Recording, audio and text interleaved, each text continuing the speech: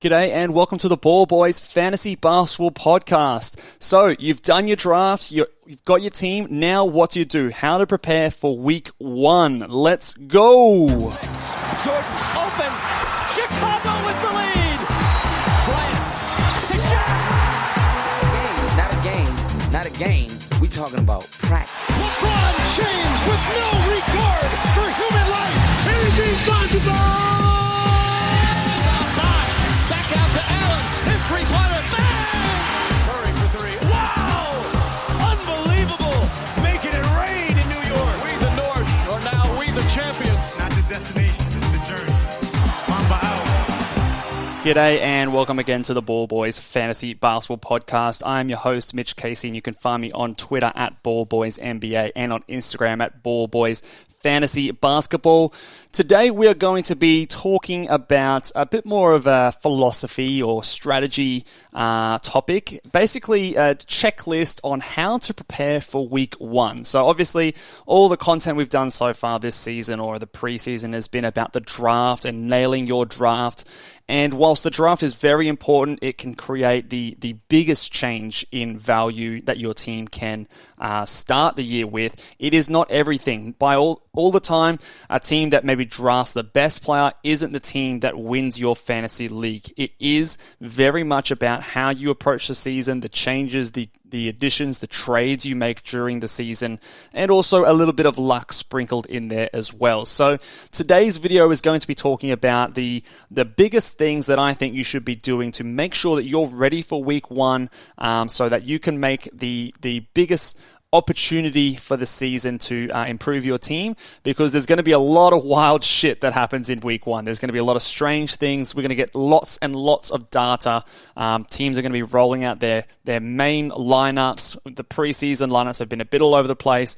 The people who are going to be available for the start of the season will be out there. So there's going to be a lot of information. So we want to make sure that you guys are ready. So make sure you guys as well, we're still rolling over at ballboysnba.com. So if you want to stay up to date, you can head over to there and we'll be dropping each week. I'm hoping to drop either a waiver wire article, a buy low, a sell high, or other strategy things in the on the season guide. You need to be a subscriber to see those ones. So go and check that one out if you are subscribed. If you would like to and you still have your draft coming up, you can still head over there. It's $10. It will cover you for the entire season as well. You can see the rankings that we've had and then get access to our Q&A podcast, which will now be exclusive for those who are subscribed. So when you do have your questions for the Ball Boys exclusive Q&A, drop them over. We will be doing a podcast every Friday.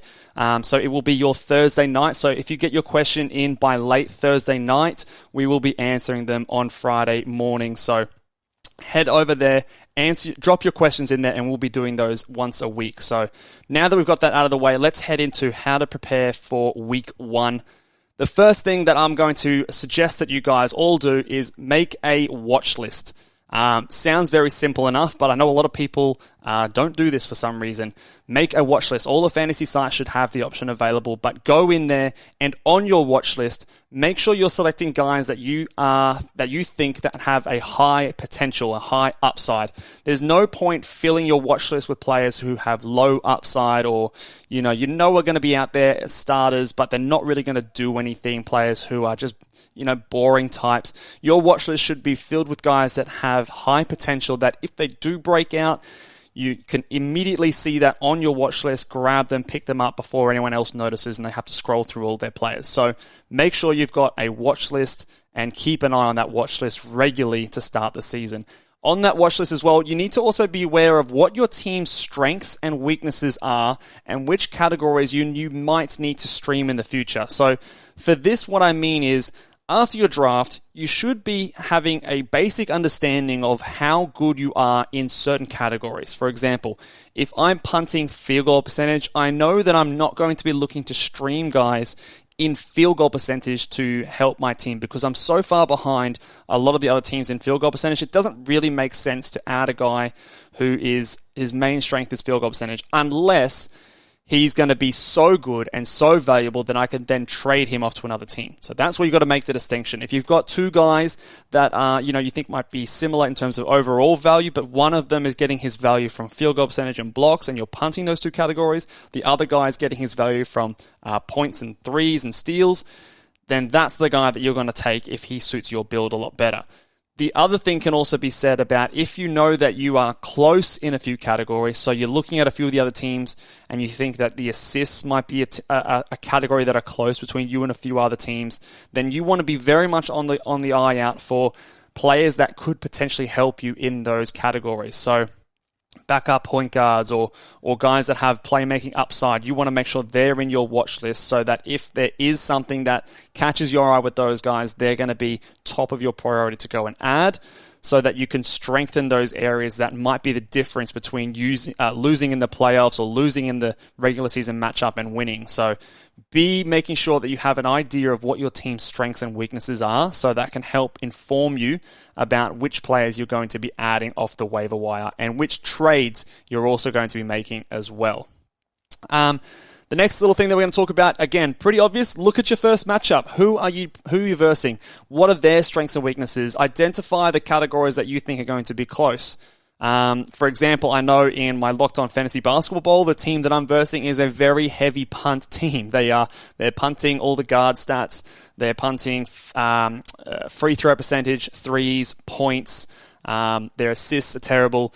So, and I'm the opposite. So it's going to be very much basically coming down to steals in that matchup. I know that already. So for me, I'm going to be concentrating, especially if I don't see any high upside guys there. I'm going to be making the most out of my additions, and I'm going to be streaming steals for that first week. Each week counts for just as much as any other week. So if you can get a week one win, and you're not sacrificing some high upside future plays, then I think you should be going to do that. The asterisk I'll put there is I think in week one there's going to be the highest volatility of people dropping and adding players. So always be on the lookout. I don't want to necessarily use up all of my additions before the end of the week on week 1, week 2, probably week 3 as well. But I do still want to be using at least 1 or 2 ads if I can to strengthen my the stats that I'm looking for. So in this example, I'll be looking for players that can provide me some steals value on those low volume days to make sure that I am winning those matchups where I can.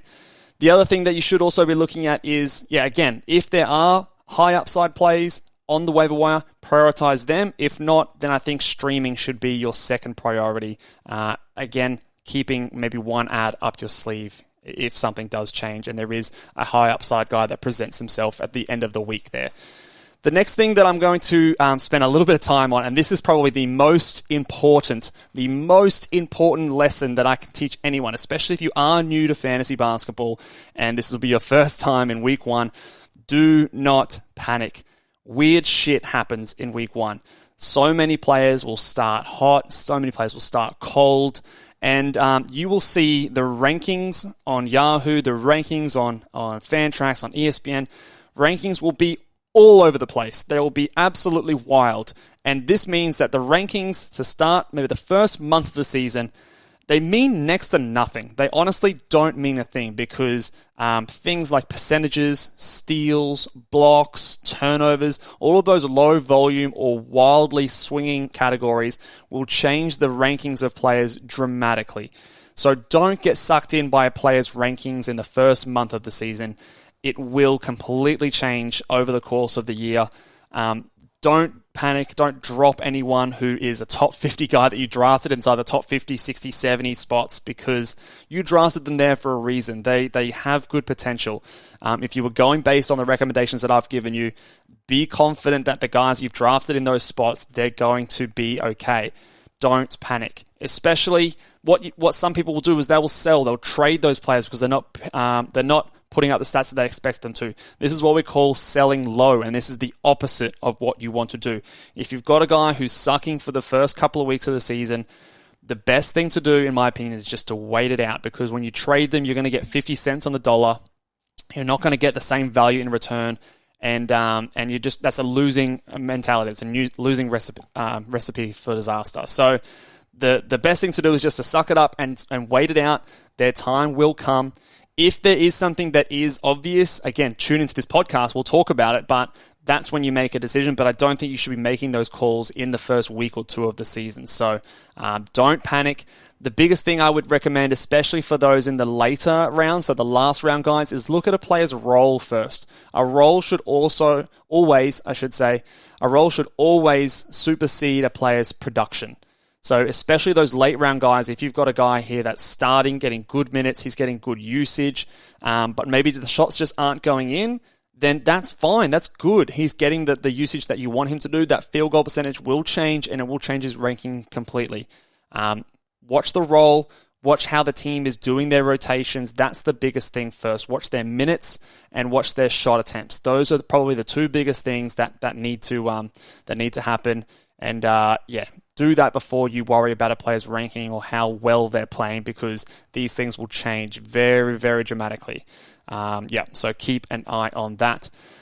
And the next tip here is to do the opposite. Take advantage of those guys that are panicking. So you want to be that guy that is doing the buy low and sell high. So if you've got a guy over there who's panicking and he's got a player who's shooting 25% from the field, and they're sucking, they're ranked at outside the top 250, and they draft them as a top 100 guy, throw them your worst player. Throw them a guy that you think is easily... You'll be surprised. Don't offer someone, there's no point buying at the same level within 10 picks of where you drafted these guys. Buy low. And when I say buy low, make sure you give yourself enough room that if the player is not as good as you expected this season, that you're still going to come out on top. So take advantage of people panicking. Again, it seems obvious, but especially if you're newer to fantasy or if your league is a new league, take advantage of those players that are panicking, because like we said before, weird shit happens in the first couple of the weeks of the season. Rankings will be all over the place, so make sure that you take advantage of that.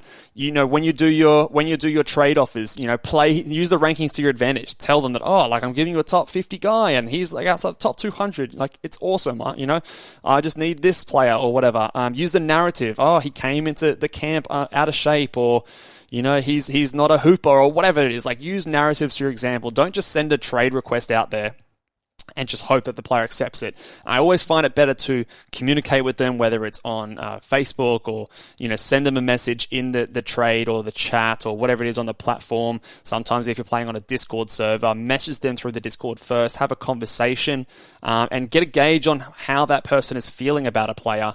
And that might give you a better indication of what kind of value you need to throw out there to get that player off them. Rarely is it successful if you just throw the trade out there and cross your fingers and hope for the best. But use those narratives to your example. And then the last thing, when you're taking advantage of players who are panicking, is watch what players they're dropping. If there's a hot waiver wire guy and someone adds him, watch who they drop, because chances are the player that they drop might be better than the player that they added. They might be making those panic adds. Again, you will be very surprised the amount of people that come to me and tell me that, should I drop this player for this player? And it's a top 75 guy, it's a top 50 player. Be very much on the lookout. Look at your transactions in your league. Make sure you're looking at them every day. See who's dropping who, and you will be able to find some gold in other people's trash. So I think that those are definitely things that you want to be getting ready for week one. Probably those two are the two biggest tips that I would give anyone who, especially if you are new to fantasy basketball. The next tip here is, again, another important one, I think, and something that I think is important to keep in mind for the entire season. You want to make sure that you know who your worst player on your team is. Now, that is actually, it's more complicated than what it sounds. Obviously, the guy you drafted last, it might not be the worst player on your team. He might actually be getting a role that you didn't expect, but this is an evolving concept. Make sure that at all times you know who is the player that if there is someone on the waiver wire that's worth picking up and you can go and get him very quickly, you need to know who is the player that you're going to drop for that person so you can make that split-second decision. And you're not going to drop someone that you're going to regret later in the season. I've heard a lot of horror stories of people, being impatient, dropping someone, and then regretting it later because they went on to break out like they initially thought. So the safest play is to drop someone who's got low upside that you drafted late, and if someone else picks them up, it's not the end of the world. But make sure that you have an idea of who the worst player on your team is so that you can make that quick swap if you need to, because there will be value on the waiver wire to start the season. It is probably the biggest chance outside of maybe the trade deadline that there is a lot of value that will be becoming apparent on the waiver wire as teams, change their rotations and put guys into starting lineups, or rookies start to show out and things like that. So make sure you know who your worst player is, and remember that your worst player will be different amongst different teams. So the worst player on my team might not be the same as the worst player on your team, in saying that everyone's build is different. So I might not be valuing rebounds and blocks, so I'm happy to draft or drop someone who might provide decent value in that. Some other team might find that useful, so they might come in and swoop and grab that guy. So always be remembering that the worst player on your team is specific to your team and the stats that you need. Again, when you're asking those questions, I'll get a lot of them when it's week 1 on all the comments. Make sure you mention to me what categories you're punting, how deep is your league, how strong are you in different categories. If you have, threes coming out of your ass and you drop someone who's a good 3-point shooter and it's good value in that spot, well, it might not be the worst thing. If you need to get someone who gets you assists and you're making that swat, I think that that's fine, but give me as much information if you are asking those questions, and if you're asking them over on ballboys.com, the more information you guys can give me, the better my responses can be. So always keep that in mind as well. And then the last point, again, maybe a quick podcast here today, is just making sure you guys understand your waiver wire rules. Is it a FAB, so a free agency acquisition budget? Or do you have a waiver wire priority? Is it a free-for-all free agent list? Is everyone just first in, best dressed, and you're just going to grab them? And the other thing that I also think is very important to remember and to understand is when does the waiver wire / free agency day change over? So an example of that is a lot of the times, especially I think it's the second day of the season, you'll have nearly every one of your players playing. So you won't be able to drop a player to add someone until after that day has cycled over to the next day, because often you can't drop a player when they have played on the same day. So make sure you know when that day ticks over. So if it is something that is like a first in, best dress scenario, that you are right on the ball. If you want to take things really seriously, set an alarm. Like I know in Australian time, it's usually around 5 p.m. or 6 p.m. So as soon as it's 6 p.m., I know that I've got an alarm set. I know that, okay, Alex Caruso, he's going to be the player that I'm dropping. I really want to make sure that I grab Ayo Dosunmu, so I'm going to make that swap. As soon as that happens, I'm going to beat out all of my other managers because I'm on the ball. I know exactly when that day crosses over, and I'm not going to regret sort of waiting till the next day, waking up and going, oh shit, someone's already grabbed him. So be on the ball with that kind of stuff. If it is a fab, you've got a budget, it's a bit more complicated, obviously. I think you want to prioritize, especially guys at the start of the season, when there is an obvious change. If you think it's going to be a long-term thing, those are the kind of guys you want to be putting a little bit more money against and using more money for. But a lot of the time, people don't use enough of their fab waiver wire budget because they're always saving it for another time, and that another time doesn't often come. So don't be afraid if it's the perfect guy, if it's a guy that I'm tweeting about saying everyone must go and grab him. Don't be afraid to drop a fair bit of fab on that player if it's perfect for your team. But again, that's going to be very specific to your league and your budget. All the budgets are different. So again, if you have any questions about that, make sure you include as much information as you possibly can when asking about those guys. That way I can give you the best, most educated answer as I possibly can. So that will do it for us today, guys. Under 20-minute podcast today. So again, if you have any questions, drop them in the comments. Make sure you guys are subscribed.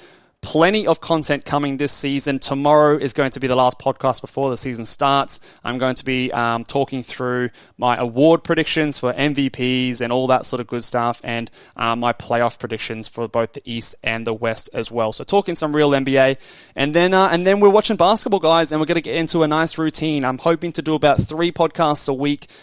Maybe not pumping them out every day like I have been in the preseason, but there still will be plenty of content. So again, make sure you guys are subscribed. Give this video a big old thumbs up. And again, last chance, you guys, to head over to ballboysnba.com. Get yourself a season draft guide, just $10, and I will see you guys next time. Laters.